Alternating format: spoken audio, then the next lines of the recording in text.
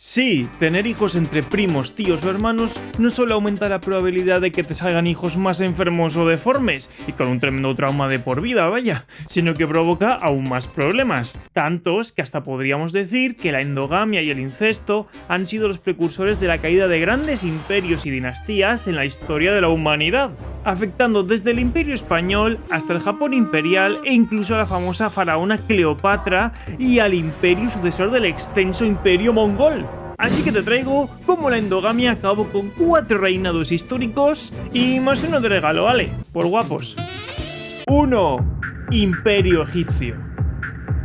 En el antiguo Egipto, los faraones eran considerados descendientes de los dioses y para preservar su divinidad, tenían hijos con sus propios hermanos, donde tanto el hermano y la hermana gobernaban conjuntamente como faraones, y sus hijos repetían el proceso y así la población les daba el visto bueno de que eran divinos y podían gobernar.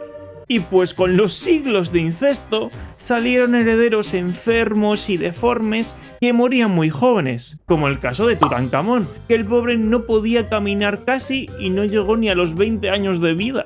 Pero, de todas formas, la dinastía que más sufrió las consecuencias del incesto fue la dinastía de la famosa Cleopatra, la dinastía tolemaica, la época de cuando los egipcios fueron gobernados por faraones griegos. Y sí, así que Cleopatra tenía más aspecto de griega que de egipcia. Bueno, desde que el griego macedonio Alejandro Magno tomó el control de Egipto en el año 332 a.C. y puso a su general Ptolomeo como dirigente, empezó la dinastía tolemaica. Tolemaica, sí. Pero para que el pueblo egipcio aceptara la nueva élite griega, Ptolomeo y sus descendientes tuvieron que crear su propia dinastía divina, manteniendo las tradiciones de los antiguos faraones egipcios. Y entre ellas, casarse y tener hijos entre hermanos. Cosa que el propio Ptolomeo no hizo, pero sí que tuvieron que hacer sus hijos y sus descendientes.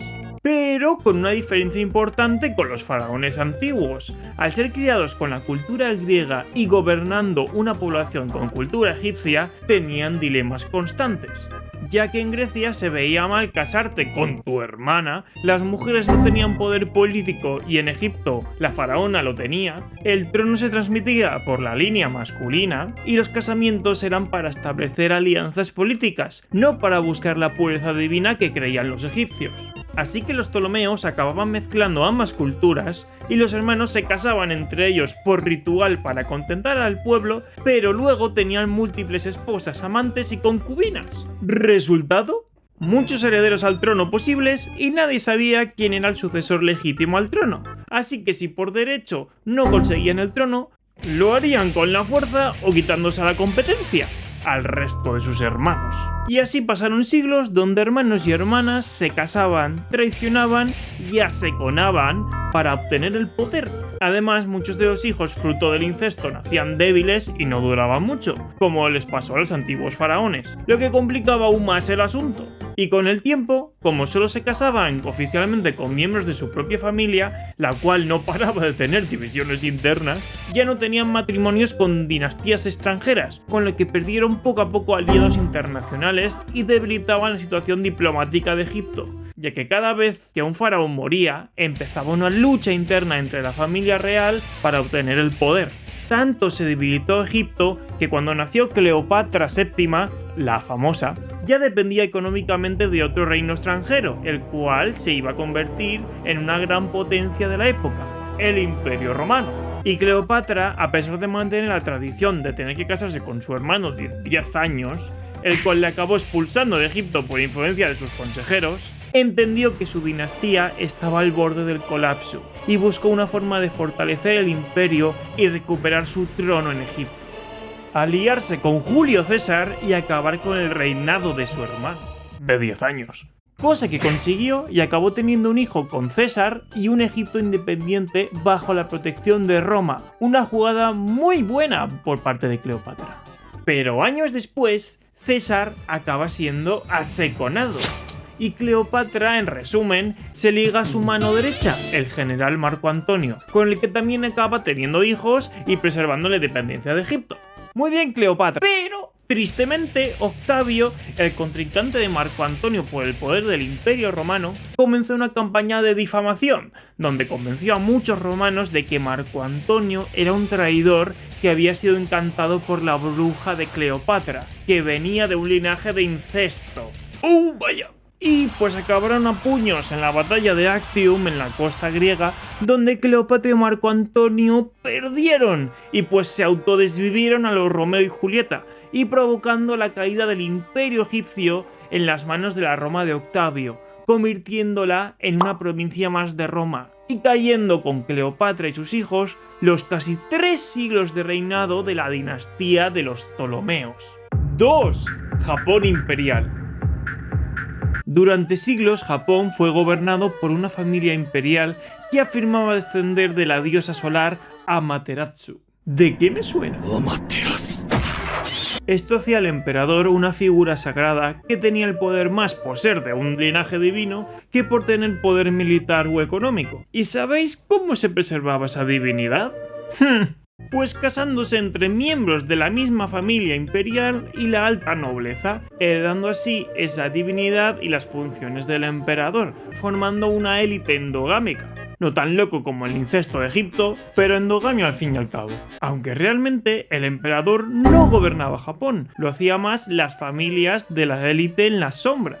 Él solamente daba el visto bueno a las políticas de sus familiares, pero no mucho más, ya que dedicaba su vida a hacer protocolos y rituales sagrados aislado en su palacio, sin enterarse de casi nada de lo que ocurría en su imperio. Esto provocó que el poder de Japón se concentrara en una élite familiar culta y refinada, donde se centraban en conseguir buenos casamientos entre ellos con quien tuviera más parentesco con la familia del emperador, y no por buscar tanto apoyo militar o económico o de recursos, generando una élite súper desconectada de los problemas del reino y su población, que obtenían el poder más por ser hijo de o casarse con que por ser competente con sus funciones. Y por ello, al ser siempre la misma familia quienes ocupaban el poder, la innovación política y militar se frenó. Con lo que la endogamia causó no tanto deformaciones en sus herederos, sino un tremendo aislamiento de la élite que no salía de Kioto, la ciudad imperial, y cada vez importándoles menos lo que ocurría en el resto de Japón.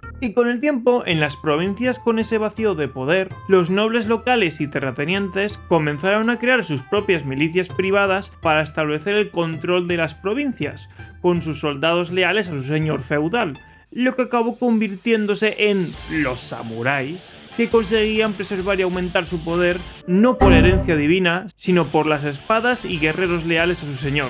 Mientras la familia real en Kioto se dedicaba al arte y la poesía para conseguir buenos matrimonios, los clanes samuráis luchaban por influencia política y control territorial. Así que poco a poco Japón, a pesar de seguir teniendo su realeza en Kioto, se convirtió en un imperio descentralizado, lleno de mini reinos liderados por clanes samuráis que luchaban entre sí, hasta que fue escalando tanto la cosa que en el año 1156, en Kioto, casi toda la élite y la familia imperial eran descendientes del clan Fujiwara, el resultado de la endogamia por siglos, vaya. Pues ese año, tras la muerte del emperador Toba, la familia no se puso de acuerdo de quién debía ser el sucesor, y como no llegaban a ningún acuerdo y no tenían ejércitos para convencer al contrario, ambos bandos Fujiwara tomaron la peor decisión que acabaría con su poder. ¿Y si contratamos a los clanes samuráis, que tienen ya grandes ejércitos, para que luchen por nosotros? ¿Qué podría salir mal? Y un bando de la familia contrató al clan samurái Taira y el otro al Minamoto, que justo este terminó perdiendo.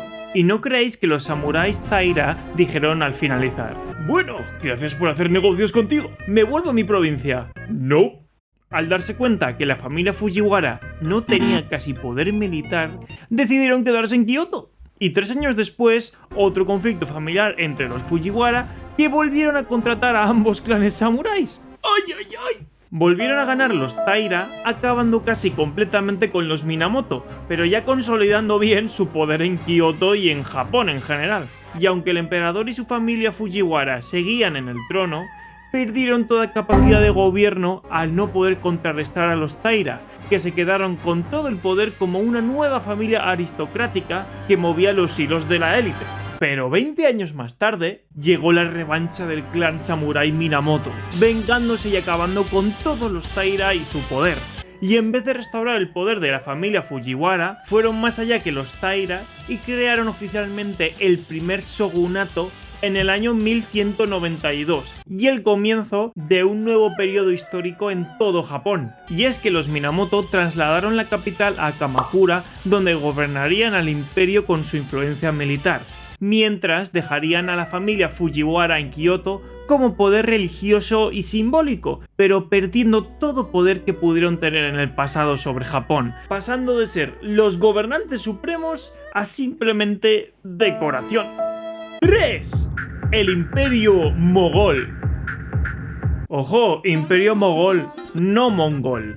Aunque hay que decir que no es casualidad que tengan casi el mismo nombre, ya que mogol es mongol en persa, ya que el Imperio Mogol es en cierta forma un heredero del gran Imperio Mongol, siendo su fundador Badur, descendiente de Genghis Khan, que en resumen, Badur conquistó gran parte de la India y Pakistán, donde fundó su imperio mogol, el cual fue expandido por su descendencia como un imperio multicultural que llegó a ser, con el gobierno del emperador Shah Jahan, el que construyó el Taj Mahal, una de las potencias globales del siglo XVII con una economía más grande que todos los países europeos juntos. Pero Shah Jahan y sus hijos comenzaron a casarse solamente dentro de la élite musulmana del norte del imperio y rechazando casarse con otras élites hindúes o extranjeras, empezando el aislamiento político y rompiendo poco a poco la unidad del imperio.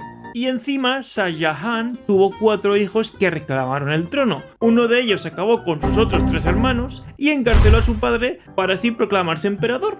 Y así empezó una tradición familiar, donde cada generación se destruía a sí misma para heredar un trono que cada vez tenía menos poder en su propio imperio. Y con cada generación nacían hijos más débiles y vulnerables a las enfermedades por la endogamia, repitiendo el ciclo de lucha por la sucesión más rápidamente. Digamos que lo que estaba pasando en el Imperio Mogol era una mezcla entre la lucha constante familiar por el trono, como en Egipto, y su endogamia, pero más leve, más el aislamiento de la élite del resto del imperio, como en Japón.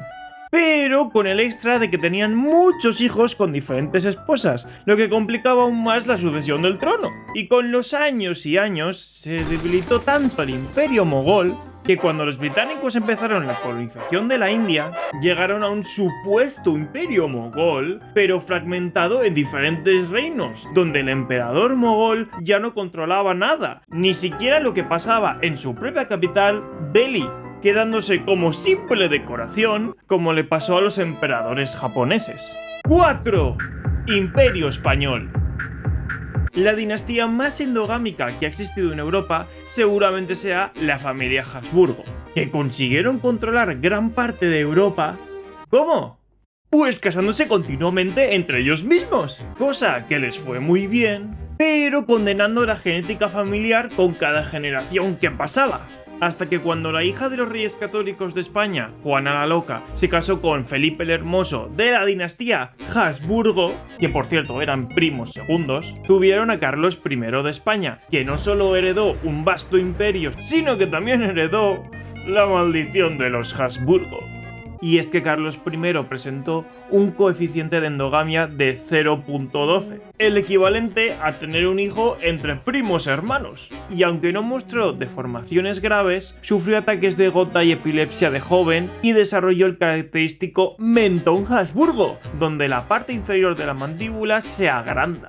Carlos I se casó con su prima segunda y tuvo a su hijo Felipe II, que lo tuvo mucho peor, ya que tuvo problemas de movilidad, era enfermizo y mantuvo el mentón Habsburgo, pero igualmente continuó gobernando. Pero ya los siguientes... Su hijo, Felipe III, que lo tuvo con su sobrina, ya empezaba a notarse fuertemente la herencia genética Habsburgo, y se pasó toda la vida enfermo, con poco vigor físico y mental, delegando totalmente el poder al duque de Lerma. Después su hijo Felipe IV, que lo tuvo con su prima hermana doble, porque compartían mismos abuelos paternos y maternos.